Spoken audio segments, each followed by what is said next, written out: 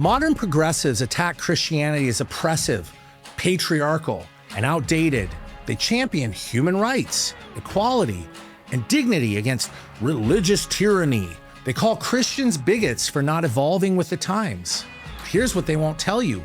Every single value they're using to attack Christianity, universal human rights, equality regardless of status, the concept that oppression is wrong, didn't exist before Christianity. Buddhism didn't have it.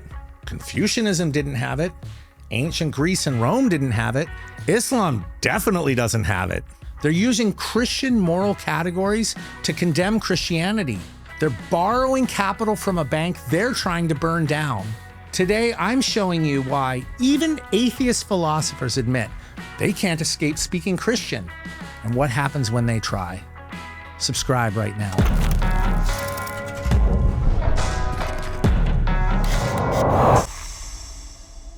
When you give up Christian faith, you pull the right to Christian morality out from under your feet. Friedrich Nietzsche. The atheist philosopher saw what modern progressives miss. You can't keep Christian ethics while rejecting the Christian God. You can't have human rights without humans being special. You can't have moral progress without a moral law. Every time they condemn oppression, they prove Christianity is true. Sam Harris, one of the world's leading atheist intellectuals, gets confronted. Stalin was an atheist. Look what atheism produced. His response? Well, he wasn't my kind of atheist. Yeah, exactly. Because you're a Christian atheist. You want the Christian moral framework, care for the weak, universal human rights, equality, without the Christian God. Stalin at least was an honest atheist. He followed atheism to its logical conclusion, power. You're borrowing from Christianity while pretending you're not. You're speaking Christian and you don't even know it. Listen to how they all do it. Protest movements demand all humans have inherent dignity and worth. Well, that's the imago Dei, the image of God. Genesis 1:27 says, "So God created man in his own image. In the image of God, he created them." They removed God and kept his language. Activists claim, love is love. Everyone deserves equal rights. Equal rights based on what?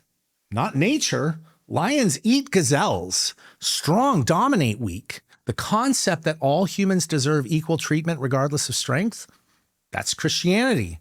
Even Richard Dawkins, the world's most famous atheist, recently defended Christian culture over what's replacing it in Europe. He borrowed Christian civilization his entire life while trying to destroy its foundation.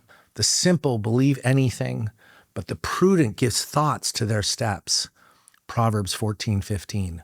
You believed you could keep Christian morality without the Christian God. You can't. Watch what happens when they try to ground these values without God. Human rights because we all just agree to them? But what if we don't agree? What if the strong decide they don't want to? Equality because we're all human. But humans aren't equal in strength, intelligence, or ability. Why should the strong treat the weak as equals? Justice because it creates better society. For whom? The powerful have better societies when they dominate. Why should they care about the weak? They have no answers. They're standing on Christian ground while insisting the ground doesn't exist. Here's what replaces Christian morality when you reject the Christian God. And this isn't just theory. This is your life right now. Your college teaches everything is power dynamics. Oppressor versus oppressed. White versus black. Male versus female. Not about discovering reality, about identifying who has power and tearing them down. Your kid's school teaches there's no such thing as boys and girls. Gender's fluid. Your 8-year-old comes home confused about basic biology because teachers say biological sex doesn't determine gender. Feelings do. Your culture tells you, live your truth. There is no truth, just your feelings. Whatever makes you happy is right. No transcendental standard, no moral law, just preferences, elevated to virtues. Well, this isn't freedom. This is chaos dressed up as enlightenment. Because when you remove transcendental moral law, all that's left is power. Who can force their will on others? Who can make you say things you don't believe? Who controls the institutions? There's a way that appears to be right, but in the end, it leads to death. Proverbs 14:12. Nietzsche saw this clearly. When you reject God, you don't get freedom. You get will to power. Might makes right. The strong do what they can. The weak suffer what they must. Tom Holland, an atheist historian, spent years studying this. His conclusion in Dominion: to live in a Western country is to live in a society that remains thoroughly saturated by Christian concepts, whether it acknowledges it or not. We're like cut flowers. We look pretty for now, but we severed ourselves from our roots. And cut flowers don't stay pretty long. They wither, they rot, they die. You can live off Christian moral capital for a generation, maybe two. We're in generation 2. The flower is dying in your hands. And when it's dead, all that remains is power. You don't have to imagine what happens when Christian morality dies. The 20th century showed you. The Soviet Union started with equality rhetoric. It ended with the gulags. Within 2 generations, they were eliminating kulaks for owning slightly more land than neighbors. Historians document over 20 million dead. How about Germany under Nazism? Explicitly rejected Christianity, embraced Nietzschean will to power and survival of the fittest. The result? Systematic mass atrocities. Historians document 11 million victims. No Christian moral restraint means no reason not to eliminate the weak. Mao's China followed the same path. Started with equality rhetoric, ended with the Great Leap Forward. Historians document 45 million deaths. When there's no transcendent moral law, human life just becomes numbers on a page. The pattern is identical. Remove Christian foundation, keep Christian language for appearance, watch everything collapse into power worship within a generation. And here's what should terrify you. Your kids are being taught this right now. Not as philosophy, as fact. Your 12-year-old learns there's no such thing as objective reality. Your teenager is told Christianity is hate speech. Your college student gets graded on parroting all morality is relative and all cultures are equal. They're systematically destroying the framework that make concepts like hate speech and equality possible in the first place. When there is no vision, the people cast off restraint. Proverbs 29:18. We cast off the Christian vision.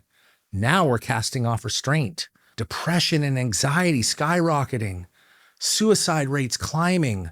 Young people report life has no purpose. They were raised in a culture that rejected God, but kept demanding they care about dignity and justice. But why? If we're just atoms in motion, why does anything matter? This is what your children are inheriting. A civilization that destroyed its own foundation and called it progress. The question isn't whether it will collapse. The question is, will we admit to what's happening before it's too late? Every time a progressive condemns oppression, they're speaking Christian. Every time an atheist demands human rights, they're proving Christianity shaped their worldview. And here's what should convict us. Christians built the universities.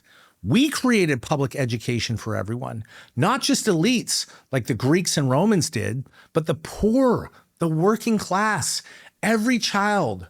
We shaped the public square for centuries. Then we retreated into Christian quietism, the belief that faith is personal and spiritual only, that we should stay out of politics and culture. Just save souls. Don't engage society. And that retreat cost us everything. It's costing the world everything. Our worldview isn't meant to hide.